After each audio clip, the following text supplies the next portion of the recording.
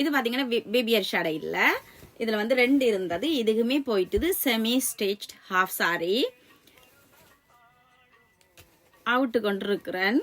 வேலை தைக்கிறது ஈஸி தெரியுமா? புதுசா வர்ற துணிய வெட்டி போட்டு தைக்கிறது சரியான ஈஸி. தச்சது இருக்குல்ல, தச்சது இது செமி ஸ்டிச்ட்.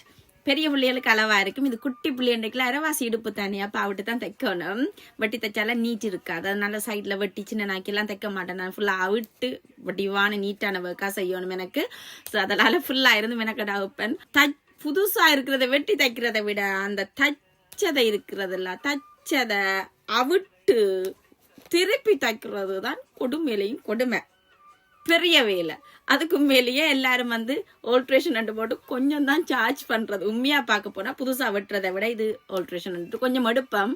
ஆனா இதுக்கு தான் டபுள் பேமெண்ட் எடுக்கணும். ஏன்னா அவுக்குறது அவ்வளோத்தையும் தச்சு அவ்வளோத்தையும் அவுக்குறதுக்கு ஒரு டைம், பிறகு அதை திருப்பி தைக்கிறதுக்கு ஒரு டைம், 2 பேமெண்ட் தரணும் நீங்கள். ஓகே, இனிமேல் இப்படி வேலை தந்தா எனக்கு அதை அவிட்டு கொண்டு இருக்கிறேன்.